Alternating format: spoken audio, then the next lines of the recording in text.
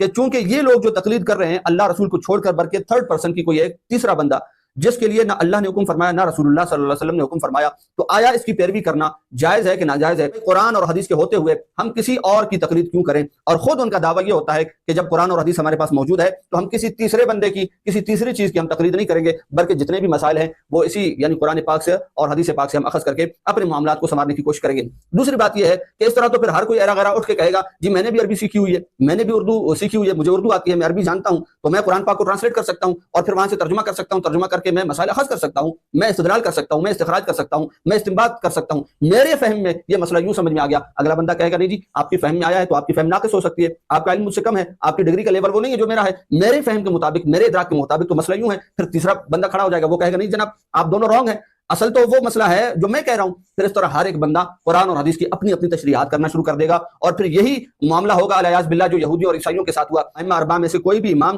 وہ یہ دعویٰ نہیں کرتا، نہ ان کے مقلدین یہ دعویٰ کرتے ہیں کہ ہمارا امام شارع ہے، شارع نہیں ہے، امام جو ہے وہ شارح ہے، وہ دین کی تشریح کرنے والا ہے، قرآن اور حدیث کی تشریحات اور تفسیرات توضیحات بیان کرنے والا ہے، وہ خود قوانین کو وضع کرنے والا نہیں ہے۔ وضع کرنے والی اللہ کی ذات ہے، رسول اللہ صلی اللہ علیہ وسلم کی ذات ہے۔ اگر تقلید اتنی ہی ضروری ہے تو پھر کیا صحابہ کرام رضی اللہ تعالیٰ عنہ اجمعین نے تقلید کی ہے؟ اگر نہیں کی تو آپ لوگ کیوں کرتے ہیں؟ اگر کی ہے تو کیسے کی؟ آپ ذرا ہمیں جواب دیں۔ غیر بدبو کبھی آپ نے سنا ہے؟ غیر بدبو، بدبو سنا نا؟ بدبو کا الٹ کیا ہوتا ہے؟ خوشبو۔ غیر بدبو نہیں ہوتا، خوشبو ہوتا ہے۔ تو مقلد ہونا تو بدبو ہے۔ اسلام تو کنڈیم کرتا ہے تقلید کو۔ تقلید is the most notorious word on the face of earth. بسم اللہ الرحمن الرحیم، الحمدللہ رب العالمین، الصلاۃ والسلام علی سید الانبیاء والمرسلین، اما بعد فاعوذ باللہ من الشیطان الرجیم، بسم اللہ الرحمن الرحیم۔ سامعین ذوق الاحتشام، دین کی اصل جو ہے وہ دعوت ہے، اور دعوت کیا ہوتی ہے؟ وہ دعوت اللہ اور اس کے رسول کی طرف بلانا ہوتا ہے، اور بنیادی طور پہ حضور علیہ الصلوۃ والسلام کی تبلیغ اور حضور علیہ الصلوۃ والسلام کی اشاعت دین، اگر اس کا مکمل طور پہ خلاصہ اور نتیجتاً کوئی بات اگر نکالی جائے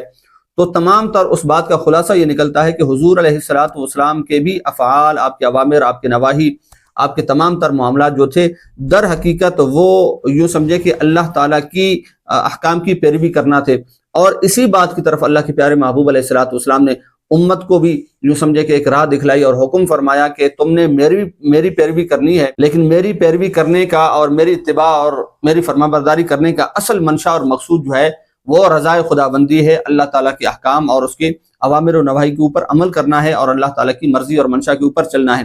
اچھا، اب یہاں پر بات یہ ہے کہ کوئی بھی شخص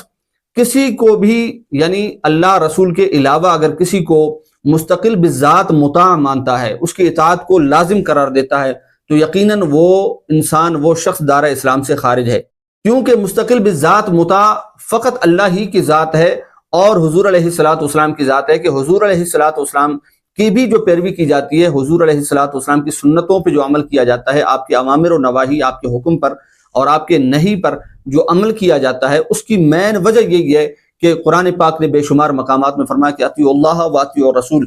اب یہ بے شمار اس طرح کی آیات ہیں کہ اللہ کی اطاعت کرو اور اللہ کے رسول علیہ الصلوۃ والسلام کی اطاعت کرو۔ اب بعض حضرات نے تقلید کرنا شروع کر دیا، تو جب تقلید کا یوں سمجھے کہ اس کی افتتاح ہوئی، اس کا آغاز ہوا، تو کچھ لوگوں نے تقلید کرنا شروع کر دی، اور کچھ جو ہے تقلید کو جنہوں نے ترک کیا،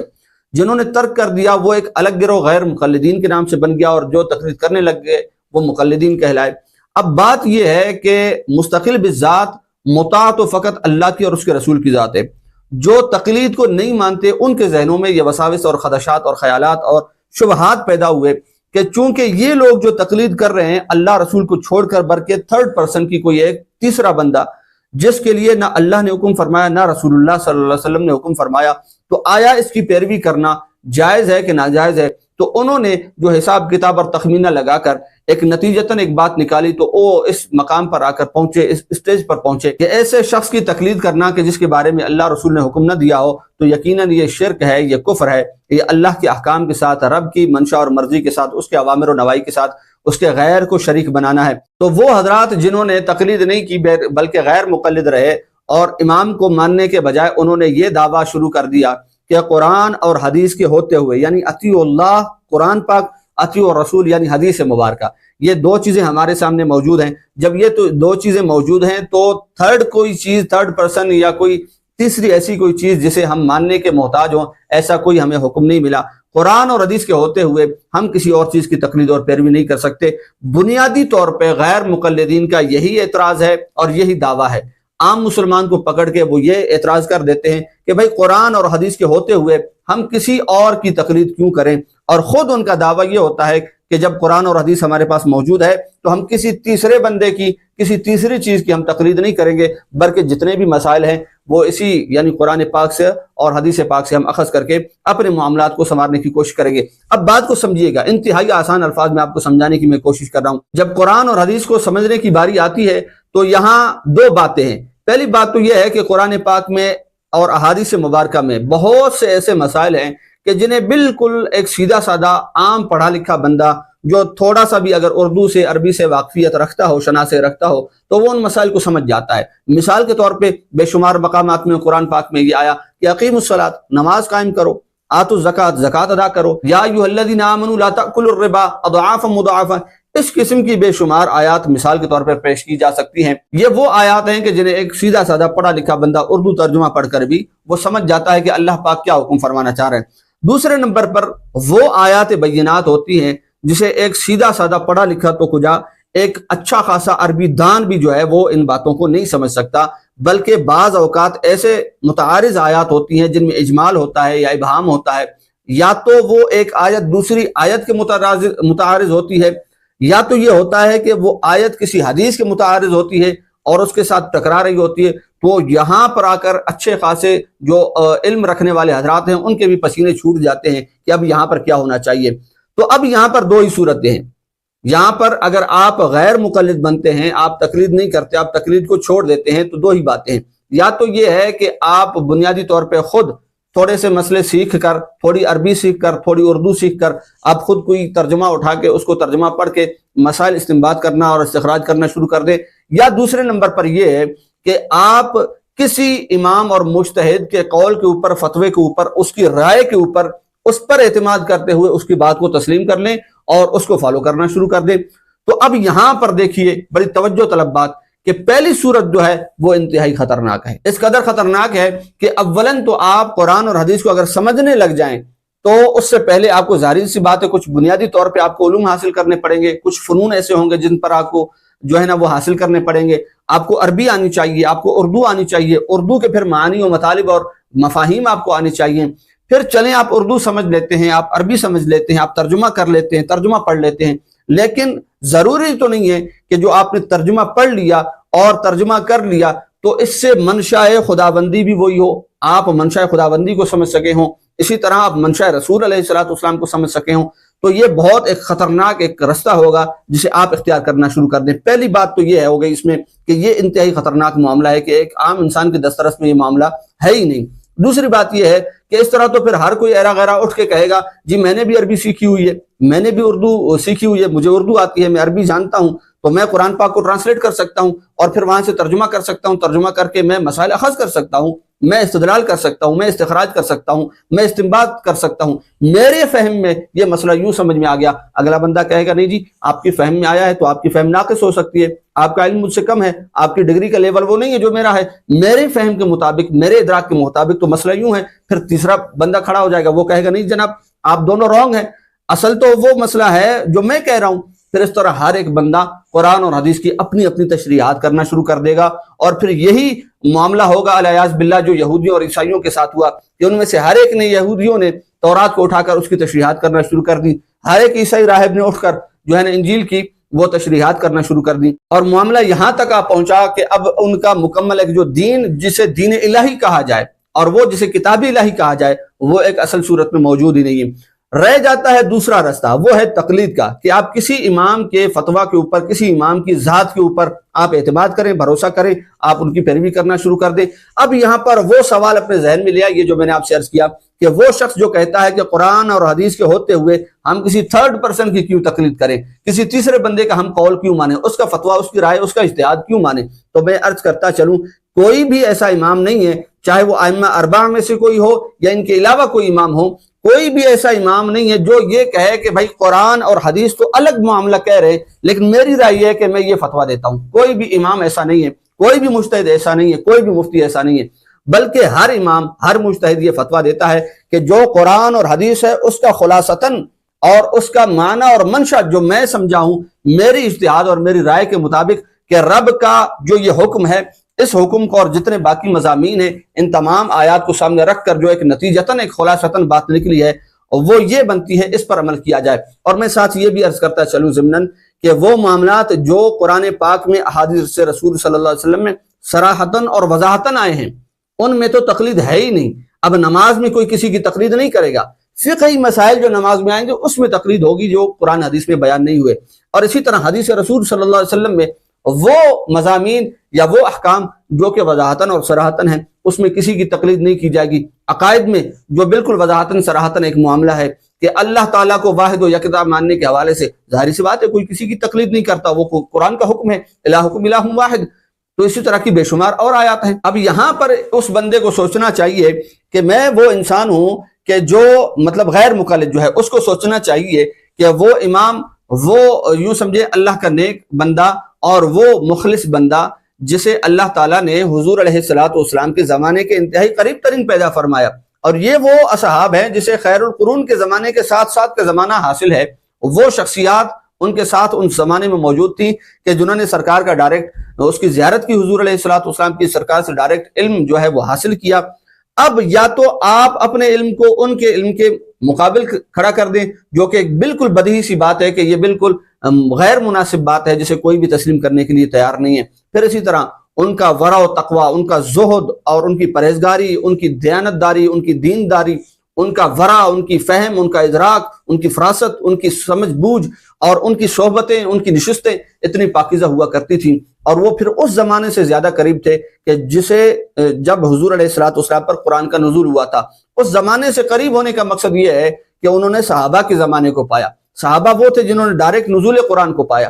اب وہ ان سے استفادہ کر سکتے تھے۔ اب اس زمانے میں تو کوئی بھی ایسا شخص نہیں ہے جو یہ دعویٰ کرے کہ میں اس زمانے کے زیادہ قریب ہوں، یا اس زمانے کے ساتھ جو لوگ رہنے والے تھے اس زمانے کے قریب تھے لوگ، ان کے فہم سے زیادہ میرا فہم ہے، ان کے علم سے زیادہ میرا علم ہے، ان کے ادراک سے زیادہ میرا ادراک ہے۔ اور پھر وہ بندہ جو اس زمانے میں آ کر کہتا ہے نہیں جی ہم ان کو نہیں مانتے، ہم اپنی تقلید کرتے ہیں، آپ نے جو اپنا اجتہاد شروع کر دیا ہے یہ بھی تو کسی کے کہنے پر آپ نے کیا ہے۔ اس زمانے کا کوئی مولانا صاحب ہوگا، کوئی شیخ الحدیث صاحب ہوگا، آپ نے اس کے کہنے پر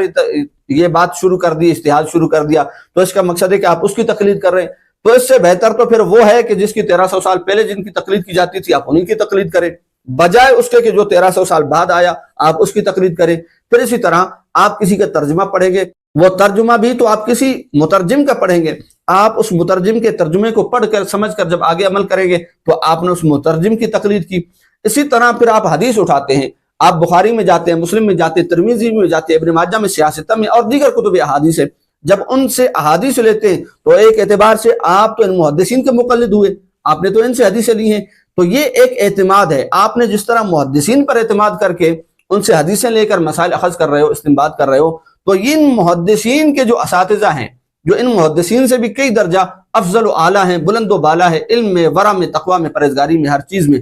تو پھر اس سے بہتر نہیں کہ انہی سے لیا جائے۔ تو یہ ایک سوچنے والی بات ہے، اس پر انسان کو سوچنا چاہیے۔ ساتھ میں یہ عرض کرتا چلوں کہ امام کی جو ہم تقلید کرتے ہیں یہ ذہن میں رکھیے کہ کوئی بھی امام ہو، ائمہ اربعہ میں سے کوئی بھی امام وہ یہ دعویٰ نہیں کرتا، نہ ان کے مقلدین یہ دعویٰ کرتے ہیں کہ ہمارا امام شارع ہے۔ شارع نہیں ہے، امام جو ہے وہ شارح ہے، وہ دین کی تشریح کرنے والا ہے، قرآن اور حدیث کی تشریحات اور تفسیرات، توضیحات بیان کرنے والا ہے، وہ خود قوانین کو وضع کرنے والا نہیں ہے۔ وضع کرنے والی اللہ کی ذات ہے، رسول اللہ صلی اللہ علیہ وسلم کی ذات ہے، شارع وہ ہیں۔ یہ جو ائمہ ہیں یہ فقط ان قوانین کو آگے بیان کرنے والے۔ ایک مثال سے سمجھیے، حکومت کے قوانین ہوتے ہیں، آئین ہوتے ہیں، قواعد و ضوابط ہوتے ہیں، اب وہ حکومت ایک بنا کر ان قوانین کو چھوڑ دیتی ہے، لاگو کر دیتی ہے عوام پر۔ اب ایک بندے کو، ایک انسان کو اگر وہ قوانین سمجھنے ہوں اور کسی جگہ پہ ان کو جو ہے نا وہ اپلائی کرنے ہوں، تو وہ بجائے گورنمنٹ کے جانے کے پاس گورنمنٹ کا ایک نمائندہ ہوتا ہے جسے وکیل کہا جاتا ہے، تو وہ وکیل کے پاس جائے گا اور اسے جا کر کہے گا کہ یہ قانون آپ مجھے سمجھا دے کہ کس طرح اپلائی ہوگا، کہاں اپلائی ہوگا اور اس کے کیا جزیات ہیں، اس میں کون کون سی شک آتی ہیں۔ تو اب وہ جو وکیل جو اس کو بتا رہا ہے، ساتھ اس کو فالو کروا رہا ہے، اس کو اپلائی کروا رہا ہے، کوئی بھی سمجھدار انسان یہ نہیں کہے گا کہ یہ وکیل قانون ساز ہے، بلکہ قانون ساز گورنمنٹ کے دیگر ادارے ہیں یا گورنمنٹ خود ہے۔ یہ وکیل جو ہیں، وکلا جو ہیں، اس قوانین کو آگے پہنچانے والے ہیں، اس کی تشریحات کرنے والے ہیں۔ اسی طرح امام جو ہوتا ہے وہ شارع نہیں ہوتا، وہ قانون ساز نہیں ہوتا، وہ قوانین بنانے والا نہیں ہوتا، وہ آئین تخلیق کرنے والا نہیں ہوتا، بلکہ وہ ان قوانین کو آگے اس کی تشریح کرنے والا ہوتا ہے، اس کی وضاحت کرنے والا ہوتا ہے۔ اسی طرح جو بھی اس کے پاس جائے گا وہ امام یہ نہیں کہے گا کہ میں نے یہ قانون وضع کیا ہے، بلکہ وہ یہ کہے گا کہ یہ اللہ رسول کا قانون ہے، اس پر تم نے چلنا ہے۔ اس اصول کو اور اس ضابطے کو کھول کر وہ آپ کے سامنے بیان کرتا ہے، تو اس میں زندگی گزارنا پھر آپ کے لیے آسان ہو جاتا ہے، معاملات آسان ہو جاتے ہیں۔ اب یہاں پر بہت سے حضرات یہ اعتراض کرتے ہیں کہ اگر تقلید اتنی ہی ضروری ہے تو پھر کیا صحابہ کرام رضی اللہ تعالیٰ عنہ اجمعین نے تقلید کی ہے؟ اگر نہیں کی ہے تو آپ لوگ کیوں کرتے ہیں؟ اگر کی ہے تو کیسے کی؟ آپ ذرا ہمیں جواب دیں۔ تو میں آپ سے عرض کرتا چلوں کہ بالکل صحابہ کرام رضوان اللہ تعالیٰ علیہم اجمعین نے تقلید کی ہے، اور دور صحابہ میں 3 طریقے تھے یوں سمجھے کہ مسائل کو سمجھنے کے۔ پہلا طریقہ، جب تک اللہ کے پیارے محبوب علیہ الصلوۃ والسلام ظاہری طور پہ حیات تھے تو صحابہ کرام کو جو بھی مسئلہ ہوتا حضور علیہ الصلوۃ والسلام کی بارگاہ میں حاضر ہوتے، جیسے کہ حضرت عدی بن حاتم رضی اللہ تعالیٰ عنہ کی روایت میں نے اپنے ایک ویڈیو میں بیان کر دی ہے مکمل، روزہ کے سحری کرنے کے حوالے سے کہ سحری کا وقت کب تک ہے، اس میں پوری ایک حدیث میں نے الحمدللہ بیان کر دی ہے، وہ آپ دیکھ سکتے ہیں۔ پھر اسی طرح اور جب حضور علیہ الصلوۃ والسلام کا وصال مبارک ہوا تو سیکنڈ آپشن صحابہ کرام رضی اللہ تعالیٰ عنہ اجمعین کے پاس یہ آیا کہ وہ خود صاحب اجتہاد تھے، وہ مجتہد تھے، وہ اجتہاد کیا کرتے تھے مسائل میں، کہ جس طرح حضرت معاذ بن جبل رضی اللہ تعالیٰ عنہ اور دیگر صحابہ کرام، حضرت عبداللہ بن عباس رضی اللہ تعالیٰ عنہ، یہ دیکھیں میرے پاس اسد الغابہ کی پہلی جلد ہے، یہاں پہ حضرت فرماتے ہیں کہ صحابہ کرام رضی اللہ تعالیٰ عنہ اجمعین جو ہیں ان میں اکثر صحابہ کرام ایسے تھے جو فتویٰ جات دیا کرتے تھے۔ ان میں کون کون تھے؟ فرماتے ہیں کہ حضرت عمر بن الخطاب رضی اللہ عنہ، علی بن ابی طالب، عائشہ ام المؤمنین، عبداللہ بن مسعود، زید بن ثابت، عبداللہ بن عباس، عبداللہ بن عمر، یہ تمام صحابہ کرام وہ تھے جو کہ صاحب فتاویٰ تھے، صاحب اجتہاد تھے، خود اجتہاد بھی فرماتے تھے اور ساتھ فتویٰ بھی دیا کرتے تھے۔ اور ساتھ فرماتے ہیں کہ وَأَكْثَرُ هَؤُلَاءِ السَّبْعَةِ اِفْتَاءُ هُوَ عبداللہ بن عباس، فرماتے ہیں ان میں سب سے زیادہ جس کا فتویٰ رائج ہوا کرتا تھا، جو بطور مفتی صاحب اس وقت یوں سمجھے موجود تھے اور مشہور و معروف تھے، وہ حضرت عبداللہ بن عباس رضی اللہ تعالیٰ عنہ، یہ اسد الغابہ پہلی جلد ہے۔ پھر اسی طرح اس وقت تقریباً جو تعداد صاحب اجتہاد صحابہ کرام کی ہے وہ مورخین 149 کی تعداد میں بتاتے ہیں۔ پھر وہ صحابہ کرام جو اجتہاد کی صلاحیت نہیں رکھ سکتے تھے اپنی کثرت مصروفیات و مشغولیات کی وجہ سے، وہ کیا کیا کرتے تھے؟ وہ ان صحابہ کرام کی تقلید کیا کرتے تھے، وہ ان صحابہ کرام کے اوپر اعتماد کر کے ان کے دیے ہوئے فتاوی جات پر عمل کیا کرتے تھے۔ جیسے کہ دیکھیے کہ حضرت ابن عباس رضی اللہ تعالیٰ عنہ فرماتے ہیں کہ حضرت عمر رضی اللہ تعالیٰ عنہ نے جابیہ کے مقام پر خطبہ ارشاد فرمایا، تو آپ نے فرمایا اے لوگو، جو شخص قرآن کے بارے میں کچھ پوچھنا چاہتا ہے، قرآن کا علم حاصل کرنا چاہتا ہے، قرآن کے اندر تجوید سیکھنا چاہتا ہے، تو وہ حضرت ابی بن کعب رضی اللہ تعالیٰ عنہ کے پاس حاضر ہو جائے۔ جو میراث کے بارے میں پوچھنا چاہتا ہے وہ حضرت زید بن ثابت رضی اللہ تعالیٰ عنہ کے پاس آ جائے تاکہ وہ میراث کے مسائل اور احکام اور اس کے فضائل جو ہے وہ جان سکے۔ جو فقہ کے بارے میں جاننا چاہتا ہو وہ معاذ بن جبل رضی اللہ تعالیٰ عنہ کے پاس حاضر ہو جائے تاکہ وہ فقہی مسائل ان کو سمجھا دے۔ اور جو شخص مال کے بارے میں پوچھنا چاہتا ہو وہ میرے پاس آئے۔ حضرت عمر فاروق رضی اللہ تعالیٰ عنہ فرماتے ہیں کیونکہ مال کا والی اس وقت مال کی یوں سمجھے دیکھ بھال اور ساری چیزیں وہ میرے ذمہ ہیں، وہ اگر پوچھنا چاہتا ہے کوئی تو میرے پاس آئے۔ تو اس حدیث سے صاف طور پہ یہ ظاہر ہوتا ہے کہ جسے مجمع الزوائد میں بیان کیا گیا، دیگر کتب احادیث میں، کتب تواریخ میں بیان کیا گیا، جس کے راوی حضرت عبداللہ بن عباس رضی اللہ تعالیٰ عنہ ہے، تو حضرت عمر فاروق رضی اللہ تعالیٰ عنہ کو یہ چاہیے تھا ان غیر مقلدین کی رائے کے مطابق اور ان کے ذہن کے مطابق، تو حضرت عمر فاروق رضی اللہ تعالیٰ عنہ یوں فرماتے کہ بھائی قرآن پاک کی آیت ہے فَاعْتَبِرُوا يَا أُولِي الْأَبْصَارِ، تم صحابہ ہو، تم نے سرکار کا زمانہ پایا ہے، تم نے قرآن کے نزول کا زمانہ پایا ہے، اگر تم قرآن میں غور و فکر نہیں کرو گے تو اور کون آ کے کرے گا؟ پھر اسی طرح حضرت عمر فاروق رضی اللہ تعالیٰ عنہ یہ آیت سنا دیتے کہ وَلَقَدْ يَسَّرْنَا الْقُرْآنَ لِلذِّكْرِ فَهَلْ مِن مُدَّكِرٍ، اللہ تعالیٰ نے نہیں فرمایا کہ ہم نے قرآن پاک کو آسان کر دیا ہے کوئی غور و فکر کرنے والا؟ تم لوگ غور و فکر نہیں کرو گے، جو اہل زبان ہو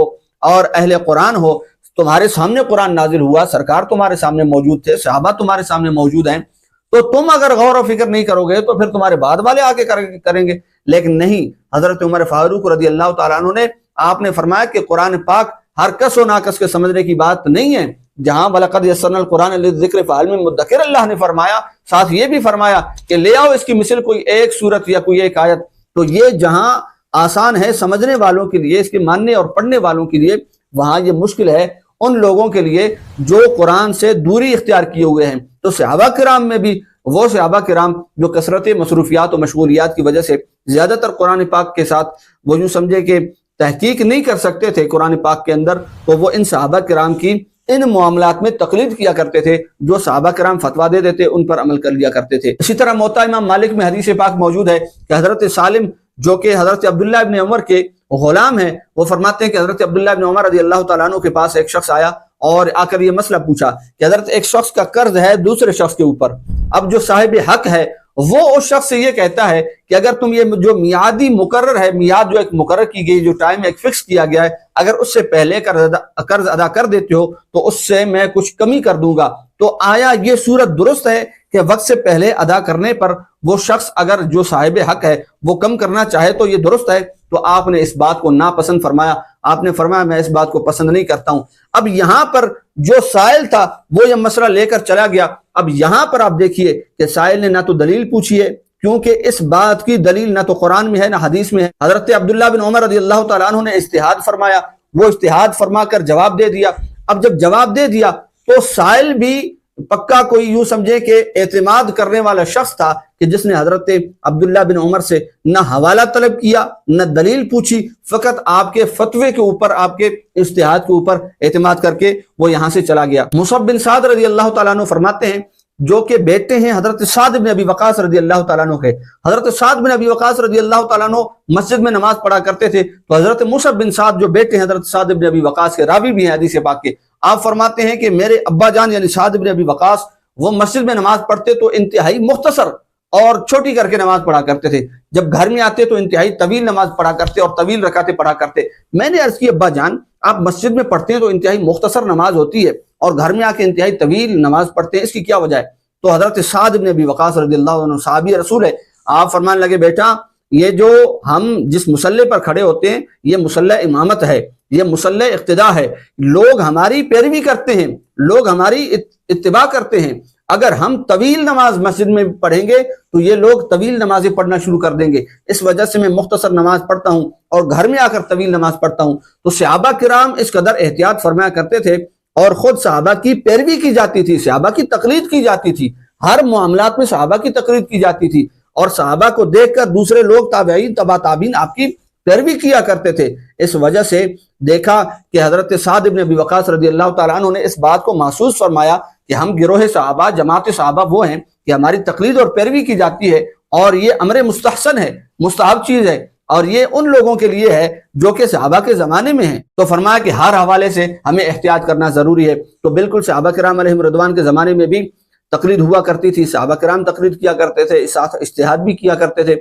اب اجتہاد اور تقلید کے حوالے سے قرآن پاک کے اندر اللہ تعالیٰ نے کیا حکم ارشاد فرمایا ہے؟ آیا تقلید کرنا شرک ہے یا شرک نہیں ہے؟ اسی طرح اللہ کے پیارے محبوب علیہ الصلوۃ والسلام نے تقلید کو مستحسن، مستحب اور ضروری قرار دیا یا اسے مذموم اور غیر لازم قرار دیا؟ اس کے لیے انشاءاللہ ہم اگلی نشست میں اپنے دلائل آپ کے سامنے بیان کریں گے، اور پھر وہ حضرات جو اپنے آپ کو غیر مقلدین کہتے ہیں اور تقلید کو منع کرتے ہیں اور اس کو شرک کفر تک کی باتیں کہہ دیتے ہیں، ہم ان سے بھی کچھ سوالات کریں گے۔ تم جو احادیث بخاری شریف، سیاہ ستہ اور مسلم شریف اور دیگر کتب احادیث کی طرف رجوع کرتے ہو، ان محدثین کے بارے میں تمہارا کیا نظریہ ہے؟ وہ محدثین تو خود مقلد ہوا کرتے تھے، جن کی تم حدیثیں ایکسیپٹ کر رہے ہو، ان پر اعتماد کر کے حدیث کو صحیح بھی قرار دے رہے ہو، جسے وہ کہہ رہے ہیں کہ یہ حسن ہے تم حسن قرار دے رہے ہو، جسے وہ کہہ رہے ہیں ضعیف ہے تم ضعیف قرار دے رہے ہو۔ اور بھائی یہ اعتماد ہے نا ان پر، تو یہ اعتماد جب یہ محدثین کے بارے میں ہو سکتا ہے تو فقہاء اور مجتہدین کے بارے میں کیوں نہیں ہو سکتا؟ تو اس قسم کے دیگر سوالات بھی انشاءاللہ ہم آپ کے سامنے رکھیں گے اور پھر بتائیں گے کہ یہ وہ حضرات کہ جنہوں نے حدیث کا نام لے کر حدیث کو معاذ اللہ کس طرح ٹھکرایا اور حدیث کا نام لے کر حدیث سے کس طرح روگردانی کی ہے، نام اہل حدیث رکھ دیا، لیکن اہل حدیث جو تھے اصل محدثین، ان کی بیان کردہ احادیث سے کس طرح رخ پھیر لیا اور یوں سمجھے کہ ان سے رخ پھیر کر اللہ رسول کی بارگاہ میں نافرمان قرار پائے۔ انشاءاللہ یہ تمام تر دلائل اور حوالہ جات جو ہے وہ انشاءاللہ اگلی نشست میں ہم رکھیں گے۔ اللہ پاک ہمیں دین کی سمجھ و فہم عطا فرمائے، آمین بجاہ سید المرسلین۔